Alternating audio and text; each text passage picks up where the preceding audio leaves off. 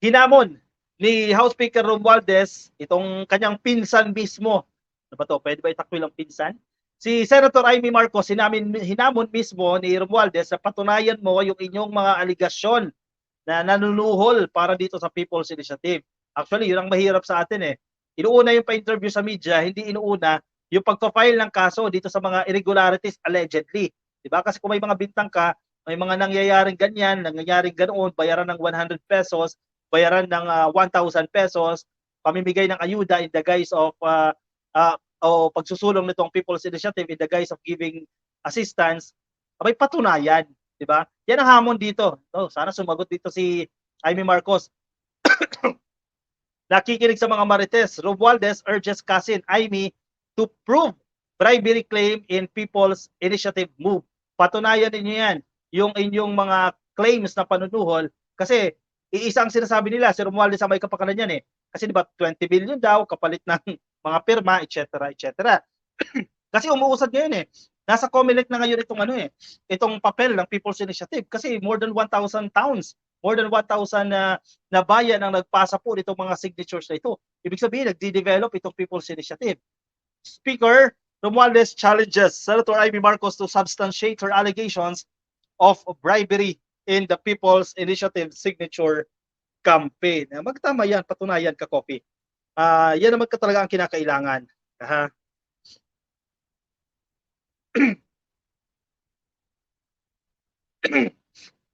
Speaker Romualdez called on his cousin, Senator Amy, to prove her claim that individuals signing the petition for People's Initiative were bribed. Main argument, sinuhulan, halimbawa si Juan de la Cruz, sinuhulan kapalit ng isang pirma. O pirma ka dito, bigyan kita 100. Pirma ka dito, bigyan kita ng 1,000. Sana all, di ba? Laki ng hulog bayad nito. Yan ang sinasabi dito ni Amy Marcos. That is baseless. Siguro, kausapin ko na lang siya. Nagmamarites siguro. Nakikinig sa mga marites, sabi po ni Romualdez. Sa pinsan niya mismo sinabi yan. I'd like her to prove it and she has the proper means and ways and she can go to whatever court. COMELEC, prove it kasi maraming marites na lumalabas dyan sa Senate. Lot of speculations. Let's leave it up to them, sabi ni Romualdez sa isang interview. Punto, di ba? May allegations, allegedly sinasabi nila nagkakabayaran, and then may ebidensya, sinasabi nila napakaraming ebidensya, edi i-file yung kaso sa kahit anong korte, i-file yung kaso sa COMELEC at pakikinggan ng COMELEC yan, didinggin ng COMELEC yan, didinggin ng korte yan kung may mga nalabag na batas. May resources ba sila? Ang mahirap ka magkaso. Kasi wala kang resources, wala kang pera pambayad ng abogado, di ba?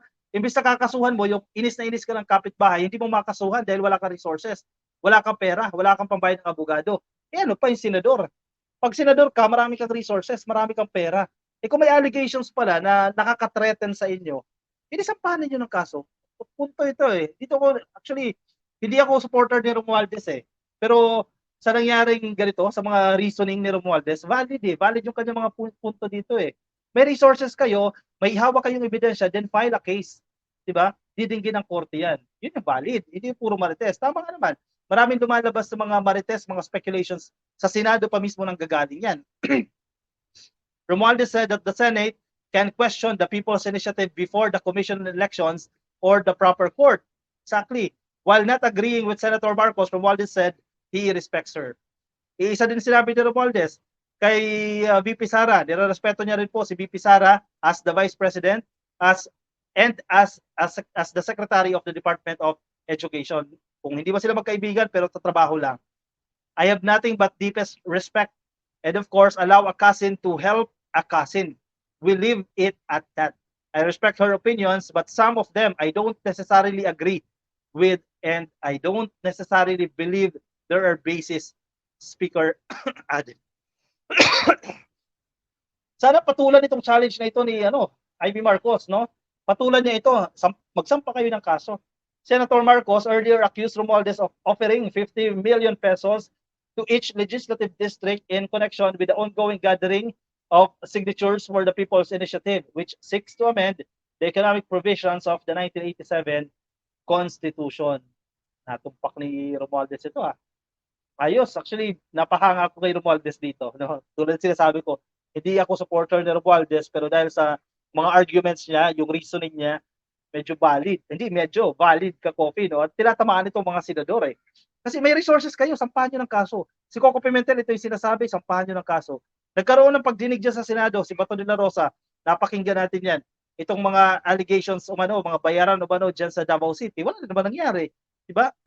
Dalawang senador lang sila dyan, hindi nag-attend itong mga senador na ito para itanong ano pa talaga yung totoong nangyari dyan, ano yung mga reasons, etc. Eh, hindi umattend sa hearing. Paano yan? Di ba? Paano makakalkal? Paano mapapatibay yung kaso na if ever man, magsasampa sila ng kaso dyan sa COMELEC o dyan po sa anumang korte. Di ba? Okay nga, correct si SMR. Rule of law as a lawyer, September vlog. Exactly. Galing ni SP. Exactly, correct. Penny Abad. Nalag? Anong nalag? Parehas kayo baluktot ang opinion, sabi ni Josel Samera. Sino po yung parehas ang baluktot ang opinion? Kami ni Romualdez. Tama ba? Josel? Hindi naman nanalo yan si Amy, sabi ni Carmelita. Ano tawag ang basa dito, ma'am? Shock? Happy viewing po sa inyo. Baka si Amy, yung puting ahas ni Burak. Sino tong Burak? Si Maharlika? Posible, no? Ano ba to? Yung reference, yung source niya ng Marites? O kaya mga class A, yung mga information. Pero maraming fake naman eh, sa sinasabi niya na eh, ni Maharlika eh. Actually, di na tayo nagre-react sa mga tirada niya eh. Pero maraming mga walang basihan eh. More of attacking eh, yung pagkatao ng tao ng isang politiko, hindi yung issue.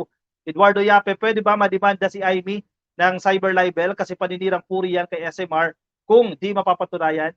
I don't think Eduardo Yape na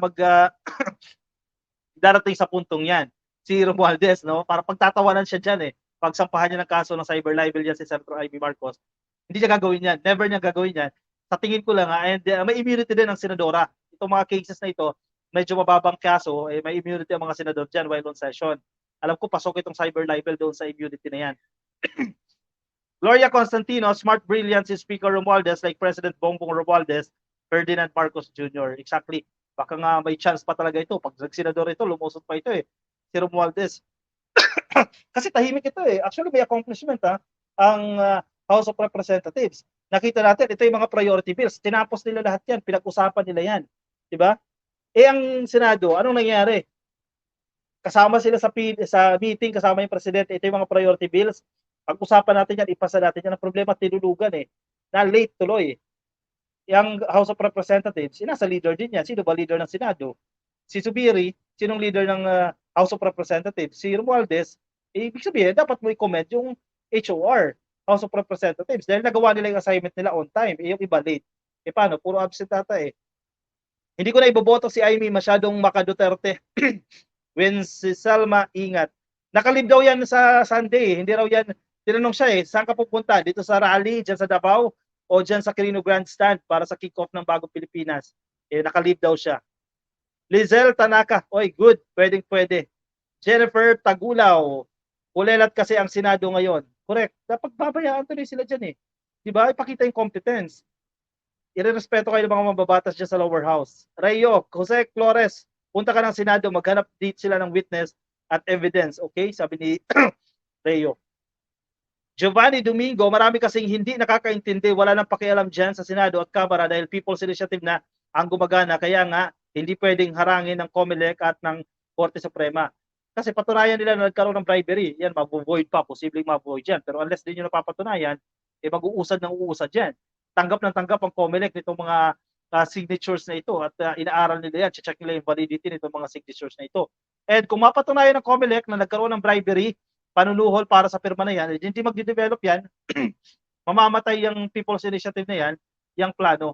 Giselle Somera, dito sa amin, nagpapirma na sila, pili pa, at karamihan, di makabasa at mga matatanda, kapalit ng ayuda daw, pero next month pa daw, sabi ni Giselle Somera. Halimbawa, Ma'am Giselle, no, yung mga ganyang arguments, halimbawa, kontakin nyo si Senator Amy Marcos para maglabas kayo ng affidavit and yun yung gamitin bilang isang ebidensya, di ba? Kasi wala mangyayari. Kung sa Facebook natin ibibigay yan o itatago lang yung mga ganyang ebidensya, wala mangyayari.